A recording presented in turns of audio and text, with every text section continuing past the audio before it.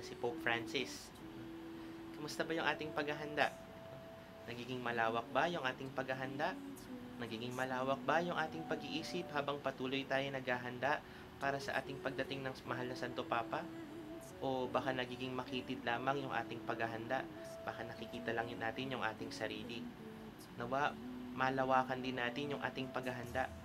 Hindi lamang yung para sa ating sarili, kundi katulong din natin yung ating mga kapwa, yung ating mga kasama sa pamayanan sa ating paghahanda para sa pagdating ng ating mahal na Santo Papa. Naway maihanda tayo ni Mariang Ina ng Awa upang makatagpo natin si Jesus sa pamamagitan ng ating Santo Papa Francisco.